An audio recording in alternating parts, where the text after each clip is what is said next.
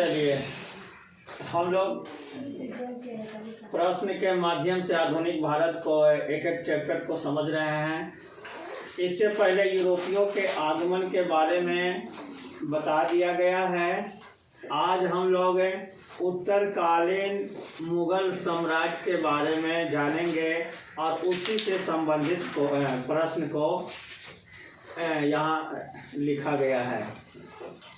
तो आज का पहला प्रश्न है कि सिडनी ओवन ने किस मुगल बादशाह के बारे में कहा कि यह अंतिम मुगल सम्राट था जिसके विषय में कुछ अच्छे शब्द कहे जा सकते हैं। सिडनी ओवन एक विद्वान था, एक इतिहासकार था और वह किस मुगल बादशाह के बारे में कहा है कि यह अंतिम मुगल बादशाह था जिसके बारे में कुछ अच्छे शब्द कहे जा सकते हैं, है ना। हाँ, तो कौन वैसा मुगल बादशाह है जिसके बारे में सिडनी ओवन कहा था? तो भी है और अच्छा शब्द। तो ऑप्शन है ए में जहादर शाह, बी में बहादुर शाह प्रथम, सी है फरुख सियर और डी है औरंगजेब। कौन आंसर हो जाएगा? इसमें सही आंसर होगा बहादुर शाह प्रथम, है ना, बहादुर शाह प्रथम। तो जब औरंगजेब की मृत्यु 1707 ईस्वी में हो गई थी, है ना, 1707 ईस्वी में औरंगजेब की मृत्यु हो गई थी, तो उसके बाद फिर कौन मुगल बादशाह बनेगा, इसको लेकर औरंगजेब के सभी पुत्रों के बीच में युद्ध छिड़ गया, है ना। युद्ध छिड़ गया, अपने भाई भाई के बीच में युद्ध छिड़ गया, है ना। किस लिए? मुगल बादशाह बनने के लिए।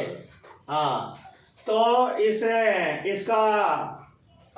तो ऐसे 4 बेटा था, लेकिन यहाँ पर मोहम्मद मुअज्जम, मोहम्मद आजम और काम बख्श के बीच में युद्ध छिड़ गया था, है ना। और अंतिम रूप से मोहम्मद मुअज्जम की जीत होती है और मोहम्मद मुअज्जम 1707 ईस्वी में बहादुर शाह के नाम से मुगल बादशाह बनता है, मुगल सम्राट बनता है ना।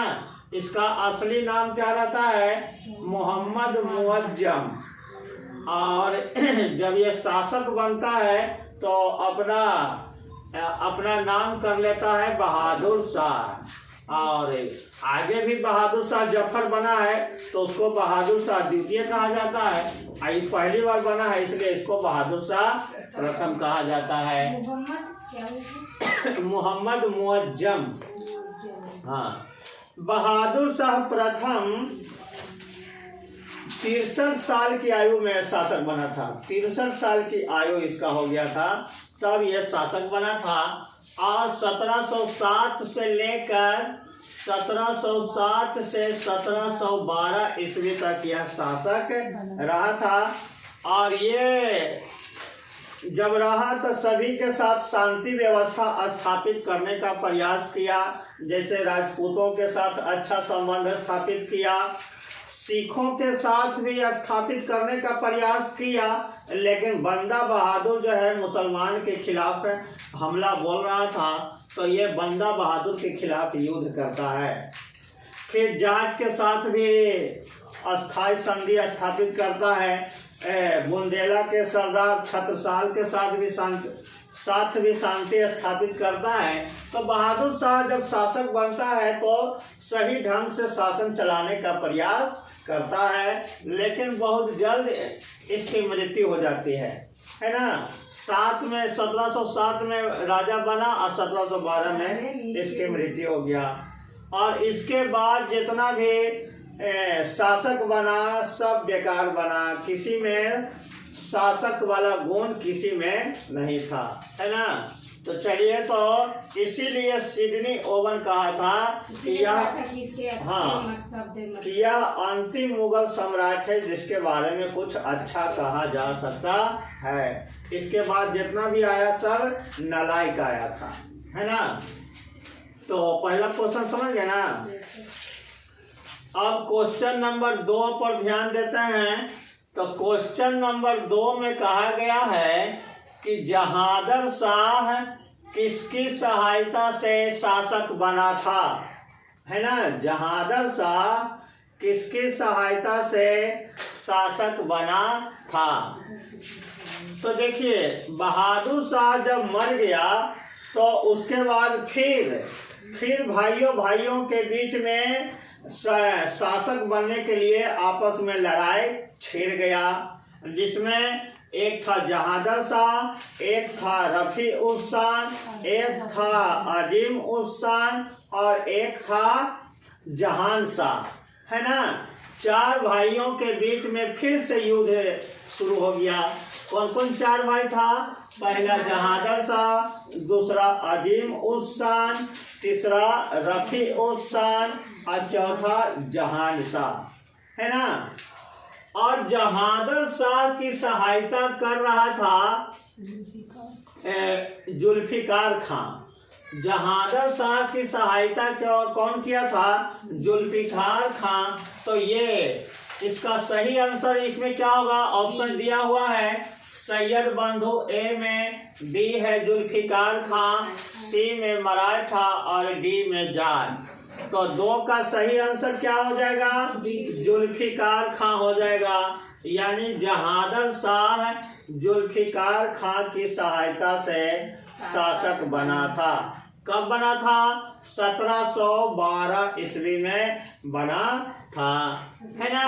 हाँ, 1712 ईस्वी में जहांगीर शाह जुल्फिकार खान की सहायता से बना, इसलिए जुल्फिकार खान को अपना प्रधानमंत्री बना लेता है। ये जुल्फिकार खान को कौन सा पोस्ट देता है? प्रधानमंत्री का, यानी वजीर का पद देता है। और जुल्फिकार खान प्रशासन को अच्छे ढंग से चलाने की कोशिश करता है ना। लेकिन बहुत जल्द जहांगीर शाह की मृत्यु हो जाती है।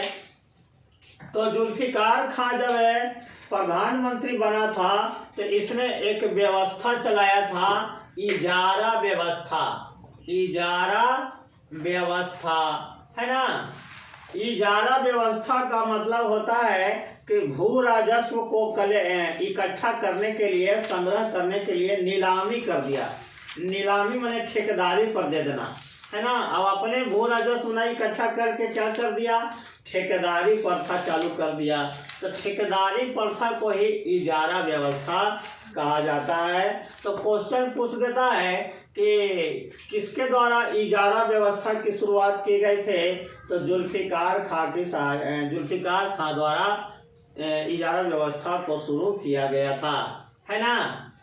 जुल्फिकार, जब औरंगजेब की मृत्यु हो जाता है तो मुगल दरबार में गुटबाजी शुरू हो जाता है। गुटबाजी सब अलग अलग गुट में बंट जाता है।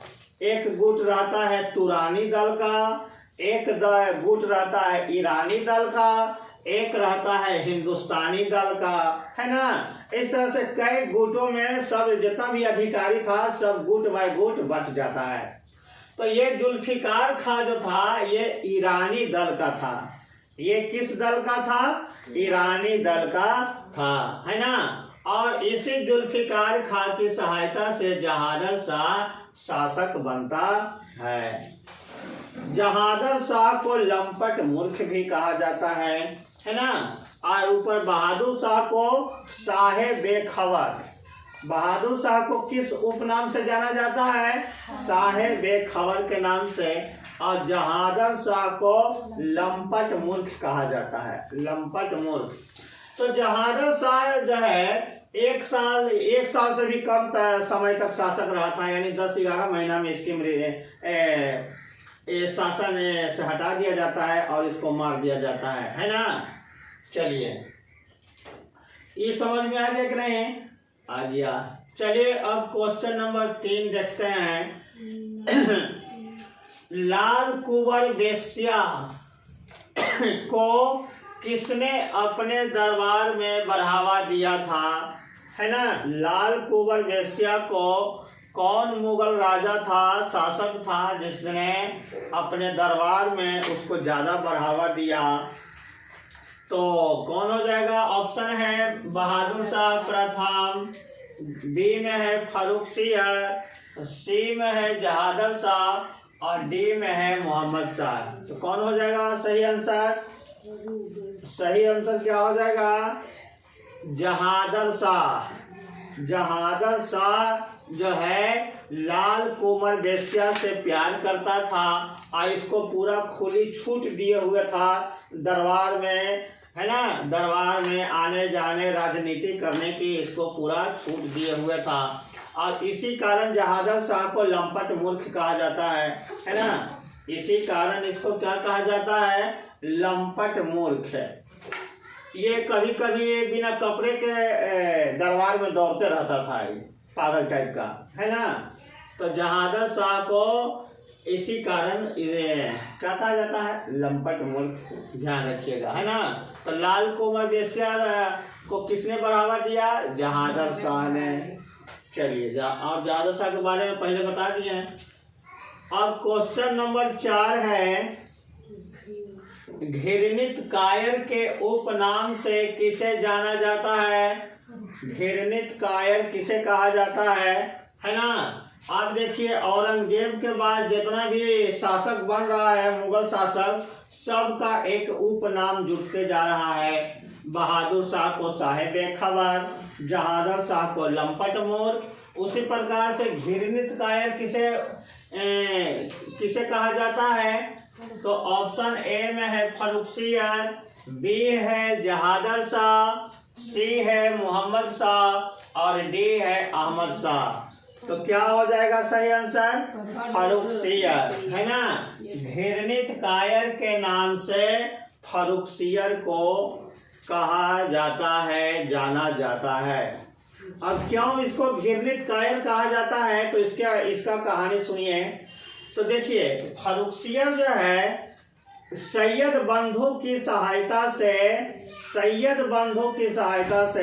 1713 ईस्वी में शासक बनता है। सैयद बंधु 2 भाई थे, एक का नाम था अब्दुल्ला खां और एक का नाम था हुसैन अली, है ना। सैयद बंधु 2 भाई थे, एक का नाम था अब्दुल्ला खां और एक का नाम था हुसैन अली, और वही दोनों भाई फारूक सियर को सहायता दिए थे, युद्ध इसके पक्ष से युद्ध किया था। और ये सैयद बंधु फारूक सियर मिलकर जहादर शाह को युद्ध में पराजित किया और उसका साथ जुल्फिकार खां दे रहा था। ये दोनों को युद्ध में पराजित किया और ये दोनों को कैद कर लिया गया और उसके बाद फारूक सियर को शासक बना दिया गया। तो किसकी सहायता से फारूक सियर शासक बना था, सैयद बंधु की सहायता से। और सैयद बंधु कितने भाई थे, 2 भाई, अब्दुल्ला खां और हुसैन अली, है ना। लेकिन बाद में शासक बनने के बाद ये अब सैयद बंधु को रास्ते से हटाना चाह रहा था। ये चाह रहा था कि अब दोनों भाई को किसी तरह से हटा दें ताकि हम एकदम स्वतंत्र रूप से शासन कर सकें, है ना। तो अब वो दोनों भाई को मरवाने के लिए, रास्ते से हटाने के लिए अनेक प्रयास कर रहा था। इसी बीच में हुसैन अली को दक्कन का सूबेदार बनाकर उसको कहता है कि आप दक्कन जाइए। तो फारूक सियर राजा बन जाता है सैयद बंधु की सहायता से। तो अब्दुल्ला खां को अपना वजीर बनाता है और हुसैन अली को मीर बख्शी बनाता है। मीर बख्शी उस समय सेनापति को, मुख्य सेनापति को कहा जाता था। मीर बख्शी किसको कहा जाता था, मुख्य सेनापति को। तो मुख्य सेनापति किसको बनाया, हुसैन अली को बनाया और अब्दुल्ला खां को क्या बनाया, अपना वजीर बनाया। लेकिन अब ये दोनों भाई को हटाना चाह रहा था, तो इसके लिए अनेक प्रकार के उपाय, अनेक प्रकार के चक्रव्यूह रच रहा था, है ना। इसके चक्रव्यूह से परेशान होकर अंत में दोनों भाई हुसैन अली और अब्दुल्ला खां मराठा से सहायता लिए, है ना। मराठा का उस समय पेशवा था, ये था बालाजी विश्वनाथ, है ना। उस समय मराठा का पेशवा कौन था? बालाजी विश्वनाथ। और वो मराठा का राजा था ये क्या बोलते हैं, साहू। मराठा का राजा उस समय कौन था? साहू। तो साहू के साथ संधि कर लेता है और बदले में साहू जो है 15,000 सेना की सहायता करने का वचन देता है। और उस सेना को हुसैन अली लेकर आ जाता है कहाँ? दिल्ली। और फिर दोनों भाई मिलकर फर्रुखसियर की हत्या कर देते हैं। दोनों भाई मिलकर क्या कर देता है? फर्रुखसियर की हत्या कर देता है। और उसके बाद फिर रफ़ी उद दौला और मोहम्मद शाह को राजा बनाता है। इस तरह से सैयद बंधु मिलकर कितना राजा बना दिया? पहले फर्रुखसियर को बनाया, फिर उसके बाद रफ़ी उद दर्जात को बनाया, फिर उसके बाद रफ़ी उद दौला को बनाया और फिर अंतिम में मोहम्मद शाह को। तो इसके कारण सैयद बंधु को किंग मेकर के नाम से भी जाना जाता है। तो फर्रुखसियर को घृणित कायर क्यों कहते हैं? तो सैयद बंधु की सहायता से ही राजा बना और उसी को रास्ता से हटाना चाह रहा था, इसी कारण इसको घृणित कायर कहा जाता है ना। तो यहाँ सही आंसर हो जाएगा फर्रुखसियर। तो आज